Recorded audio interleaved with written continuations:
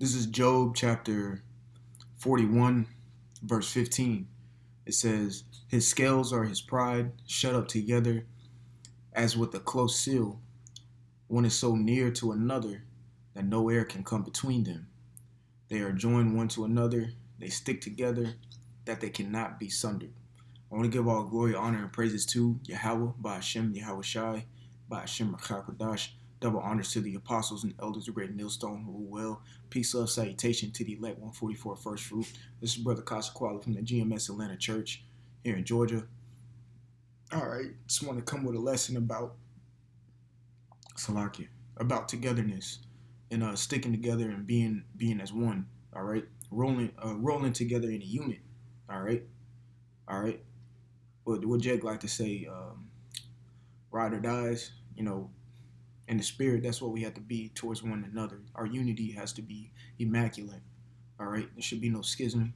There should be no deficiencies within the lack or no lack of trust between each other. You know what I'm saying? Because we have to stick to each other. We have to become one with one another. We have to unite with one another and work with one another. Okay, all under the same banner of Yahweh Hashem Yahweh Shai in the spirit. Okay, so again, this is Job 41 and 14. It says, Salakia 15. It says, his scales are his pride, shut up together as with a close seal. That's right. With us, we have to be shut up together as a close seal. Nothing can ultimately break us apart. And the word for shut is cigar is to shut, close, to close up, and closely joined. We should be closely joined to one another in brotherly love. Okay, that's one of the top commandments, to love one another. Okay, if we are to conduct ourselves in the light of what it says in John the 15th chapter, which I'm about to pull up right now, then we have to be a tight knit bond one to another.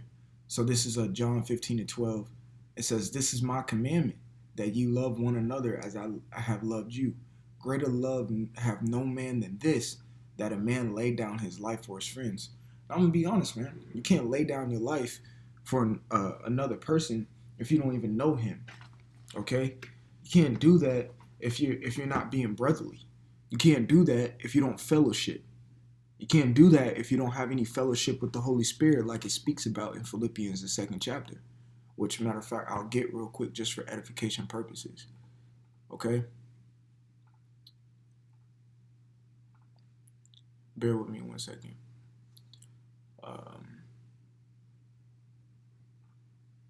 This is Philippians chapter 2, verse 1. It says, if there be any consolation in Yahweh Shai Hamashiach, if any comfort of love, all right, if any fellowship of the Spirit, if any bowels and mercies. Now it says any fellowship of spirit, all right? When you go into the word fellowship, it means association with. All right, so if you're not associated with the Spirit, then how can you lay down your life for another brother? How how can you do the things that are of the Scriptures? How? If you're not abiding by what the Scriptures say, okay? It says, verse 14, ye are my friends if you do whatever I command you. And that was the commandment, to love one another. In order to love, it's a physical verb, or a physical word, which is a verb. It's an action that you have to complete, all right, or that you have to put into motion, all right. You show another brother you love him by trying to keep the law, statutes, and commandments to the best of your ability. In turn, you will be treating him correctly, all right, and in turn, your relationship with one another will become closely joined, all right. It will be shut up, okay. So again, it says his scales are his pride, but shut up together as a close seal. Now, this is speaking about Leviathan, but I'm applying this to how we should be with one another. So this is verse 16. It says, one is so near to another. One is so near to another. We're close. All right? That's what you should be with the Akim. You should see every brother as a close companion to you, man. Because there ain't no one else in this world, in this society, that's going to be as close to you as the Akim are. And that's just true. Because nobody has a like mind like you do in this truth, if you truly believe. No one's gonna think like you. No one's gonna believe what you believe. Everybody's, oh yeah, yeah, it sounds right. You know, cool, cool, cool, yeah. But they ain't gonna put their feet. They ain't gonna be 10 tones down. They ain't gonna put they self to the plow. They ain't gonna put in the work. They ain't gonna. They still gonna eat shrimp, lobster, crab. It's little simple shit. You know, that's just little simple things that you. No one's gonna be as near to you as the men who think like-minded as you. The scriptures say, "Be continually with a like-minded man, or with a godly man, which is a like-minded one who has the same mind as you." Okay, continually. Okay, and if you're continually with that man, you are in fellowship with the Spirit. You're associated with the Spirit. Okay, it says that no air can come between them. Look, man, we should. That's speaking physically of the physical features of Leviathan, but spiritually to us, we should be tight knit together. All right, to literally where no air can come through, man. All right, or if it's spiritually speaking, when Peter went to go walk on the water, when he went to go walk on the water, the scripture said it was boisterous, winds boisterous. All right, there should be no boisterous winds separating us between one another in this thing of ours. Okay. Of course, I gotta get this if I can find it. This is Romans 8:35. Who shall separate us from the love of Hamashiach? Shall tribulation or distress or persecution or famine or nakedness or peril or sword? Who shall separate us from being brotherly towards one another? Not a damn thing. Okay? Because if you separate yourself from the brotherhood, you separate yourself from the Lord. Ultimately, that's the instrument that the Lord uses, unity in compliance with one another. That's how you get a dosage of the Spirit. You can't get this by yourself. No one got this by themselves. Someone had to be taught. It had to be passed down. Okay? Things had to be set up. And they had to have brothers around with them. All right? It's a bad thing to be alone. All right? So verse 17, they are joined one to another. They stick together. All right? They stick together. The word stick is lakad, and it means to capture, take, seize, capture, seize, to be captured, to be caught. All right? To grasp each other. That's a good one. It says to grasp each other. it says to capture or occupy. We are supposed to occupy one another. All right? It says to catch. We're supposed to catch one another. All right? Catch one if he falls. We are our brother's keeper. It says beholden. All right? The scriptures talk about, well, Paul talks about how he's a prisoner in Yahushua. He's caught. He's caught. All right? And he's grasping on to Yahushua. All right? If you're grasping onto the brotherhood, well, guess what? You're grasping onto Yahushua. It says that cannot be sundered. Let's get the word sundered, because sundered is like you can't be pulled apart. The word sunder is parad, and it means to separate or divide. All right? It says to make division, to make separate. It says to break through. Nothing should break through the unity of the brotherhood. Okay? Nothing should break through your togetherness. Stretch. All right? A lot of people talk about, man, my money stretched thin. Nah, not us. We're not stretched thin. We're tightly knit together and in like a power ball. Okay? Like strong muscles. All right? You can't sunder it. You can't break it apart. Okay? Let me get 1 Corinthians 12, and I'm gonna close it out here. What do I want? Salakia, bear with me.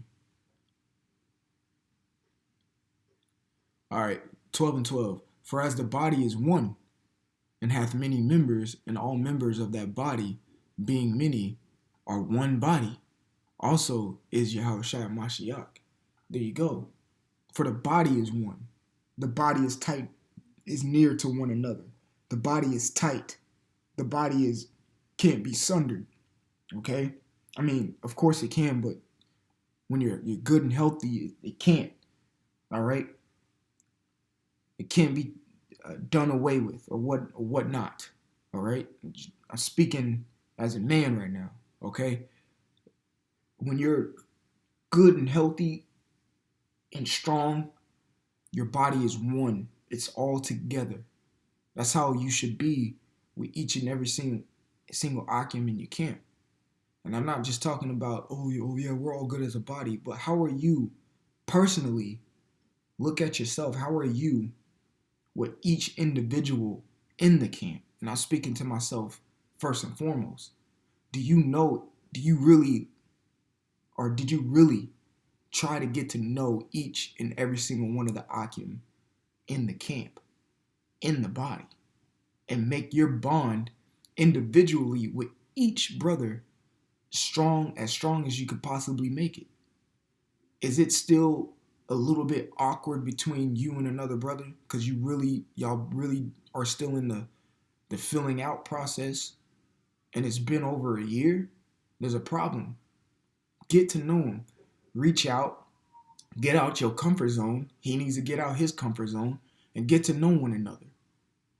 Really join one to another so your spirits can align, because you don't know who you're going to be stuck with in that day when all hell breaks loose. You may be real close with one brother, but the Lord might not designate you with that brother in the day of judgment when all hell breaks loose.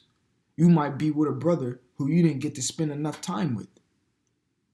But did you get to know that brother did you get to know his spirit and how y'all mesh and how y'all spirits work with each other? Every brother's spirit is different. And everybody works with another brother in a different manner in righteousness. It's just true. You're not going to get a broadsword, all right? There's different, matter of fact, I'm going to look up types of swords, okay?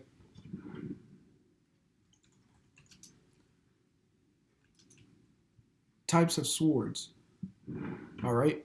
You got the claymore, a sword staff, okay? Let's just look them up.